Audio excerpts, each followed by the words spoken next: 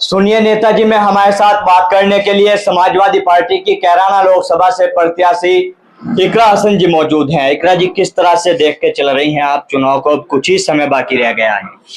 जी, चुनाव अच्छा है। लगातार हम जनसंपर्क कर रहे हैं और सभी बिरादरियों का, 36 बिरादरी का हमें समर्थन मिल रहा है। तो उम्मीद है पूरी कि हम चुनाव जीतेंगे। किस तरह के वो मुद्दे हैं जो जनता के बीच लेके आप जा रहे हैं? देखिए, जनता डबल इंजन की सरकार भुगत चुकी है 10 साल से और जनता परेशान है। किन्हीं चीज़ें, किसी भी चीज़ का अभी तक समाधान नहीं हुआ, चाहे वो गन्ने का भुगतान हो, पेमेंट हो, पुराना बकाया पेमेंट हो, एमएसपी का दावा हो, और यहाँ पर बेरोजगारी इतनी बढ़ चुकी है, महंगाई बढ़ गई है। तो यही सारे मुद्दे हैं जिनके वजह से जनता सरकार के विरोध में है। लगातार जनता के बीच आप जा रही हैं। कैराना लोकसभा एक बड़ा हिस्सा है और हॉट सीट मानी जा रही है। जनता किस तरह की चीजें सामने ला रही हैं जो चुनाव में मुद्दा जनता का है?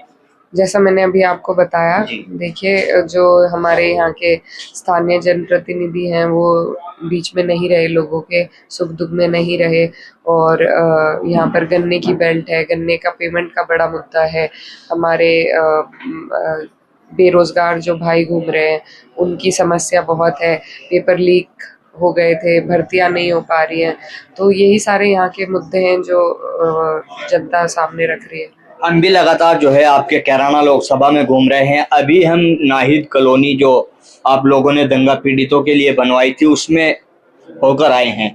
तो वहाँ के जो लोग रह रहे हैं उनका कहना है कि जी तस्वीरें तो थोड़ी बहुत जरूर बदली हैं, लेकिन अभी भी जो मूलभूत सुविधाएं हैं वो हमको पूरी तरह से नहीं मिल पा रही है। सरकार के भरोसे हम बैठे हैं, लेकिन हम सब कुछ उम्मीदें जो है हमारी वो इकरा हसन से है, नाहिद हसन से है, जो आपके पिताजी उनके परिवार से है। सिर्फ मात्र एक कॉलोनी है और सभी जगह एक जनप्रतिनिधि का काम है सभी जगह सुविधा पहुंचाना, क्योंकि वो अभी ग्रामीण क्षेत्र में कहीं अटैच नहीं है, ना वो इसमें जो नगर पालिका है हमारी उससे भी दूर पड़ती है। तो जो उनकी समस्याएं हैं वो हमारे सामने है, लेकिन वो बजट बहुत बड़ा मांगती है।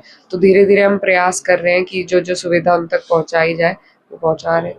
अभी हम भारतीय जनता पार्टी के जो प्रत्याशी हैं उनका भी इंटरव्यू करके आए हैं, तो उनका कहना है कैराना पलायन जैसे मुद्दों से पीड़ित है। कैराना में अगर समाजवादी के प्रत्याशी को मौका मिलता है तो पहले वाली स्थिति यहाँ पे हो जाएगी। वो लगातार इस तरह के मुद्दे उठा रहे हैं।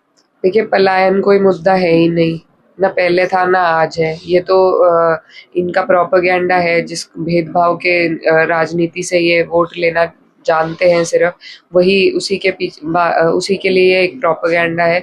और इसको जनता कई बार नकार चुकी है। 17 का चुनाव हो, 22 का चुनाव हो, अब तो ये पुरानी बात है। अब लोग मुद्दे पे, काम पे, विकास पे बात करना चाहते हैं, लेकिन भाजपा फिर से वही ले जाना चाहती है और इस बार जनता ये चलने नहीं देगी। उनका साफ तौर से कहना है कि हम चुनाव लड़ रहे हैं मोदी जी को प्रधानमंत्री बनाने के लिए। विपक्ष के जो प्रत्याशी लड़ रहे हैं वो क्या किसको प्रधानमंत्री बनाएंगे? वो प्रधानमंत्री का भी नाम नहीं बता पा रहे हैं। मोदी जी ही थे अब तक प्रधानमंत्री, और कोई तो नहीं था।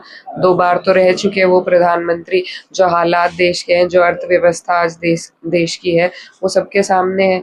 तो अब 2 बार वो बन चुके हैं, अब मौका किसी और को मिलना चाहिए। तो और हम विपक्ष वाले ये कहते हैं कि उन्हें छोड़कर कोई भी हो। उनका कहना है कि साइकिल में पंचर हो जाएगा। इस बार कैराना में कमल का फूल खिलता नजर आ रहा है। जनता मोदी जी के कार्यकाल से प्रभावित है। मोदी जी नहीं आके जनता का काम यहाँ पर कर सकते कैराना में। यहाँ तो यहाँ का जनप्रतिनिधि ही करेगा, और उनका जो कार्यकाल रहा है वो सबके सामने है। ना वो जनता के बीच आए, ना उन्हें जनता के सुख दुख में कभी देखा गया, ना उन्हें यहाँ की परेशानियों का पता है, ना उन्होंने कभी यहाँ के मुद्दे संसद में उठाए, ना किन्हीं भी मुद्दों का उन्होंने निस्तारण किया। तो जाहिर सी बात है, अब वो मोदी जी के चेहरे पर ही वोट मांग सकते हैं, क्योंकि उनका चेहरा तो इस काबिल रहा नहीं है कि उस पर वोट मांगा जाए। तो ये बेकार की बातें हैं, बहकावा है। और अब जनता लोकल मुद्दे, स्थानीय जनप्रतिनिधि जो है उन्हें मजबूत बनाना चाहती है, क्योंकि वही लोग काम आते हैं। मोदी जी प्रधानमंत्री है, योगी जी प्रधानमंत्री है, वो हर सीट पर जाकर नहीं काम करेंगे।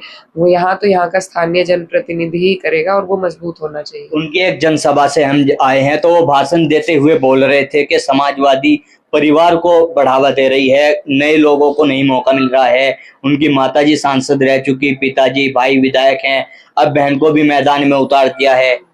परिवारवाद तो भाजपा में भी कूट-कूट कर भरा हुआ है। ये लोग सिर्फ़ प्रोपेगेंडे की राजनीति करते हैं और मैं 2 साल से मेहनत कर रही हूँ और सिर्फ़ परिवारवाद के ऊपर नहीं राजनीति चलती है। कुछ काबिलियत भी लोग देखते हैं, या तो भारतीय जनता पार्टी जनता को मूर्ख बता रही है कि वो अपने जनप्रतिनिधि का चयन नहीं कर पा रहे, लेकिन ऐसा नहीं है। हम लोग मेहनत कर रहे हैं, हम धरातल पे ग्राउंड पे मेहनत करते हैं, जनता के बीच रहते हैं, इसीलिए हमें मौका भी मिला है और इसीलिए जनता भी हमें आशीर्वाद दे रही है। उनका कहना है 400 पार का नारा पूरा होता नजर आ रहा है। बहकावा है 400 पार, और इनकी तो इस बार हालत बहुत ख़राब है। ये तो सिर्फ मीडिया के माध्यम से लोगों के जहन में डालना चाहते हैं, वरना धरातल पर हालात बहुत ख़राब है। हमने उनसे भी सवाल पूछा कि आप टक्कर किससे मान रहे हैं, तो उन्होंने कहा है कोई नहीं है टक्कर में। इकरा हसन किससे टक्कर मानकर चल रही है? देखिए, जो चुनाव होता है वो सभी से होता है, ये तो बेकार की बात है कहने की। तो लेकिन हम किसी से चुनौती बड़ी नहीं मान रहे, क्योंकि उनका जो काम रहा है पिछले 5 साल का, वही उनके पैरों की बेड़ियां बनता नज़र आ रहा है, क्योंकि कुछ किया ही नहीं है उन्होंने। तो हमें दिक्कत किसी से नहीं है। हाँ, चुनाव है, चुनाव में चुनौती भी होती है, और चुनाव लड़के जितने भी प्रत्याशी है सभी से चुनाव है। आखिरी सवाल, किस तरह की वो ऐतिहासिक चीजें होने जा रही है कैराना लोकसभा क्षेत्र में, अगर आपको जनता स्वीकार करती है?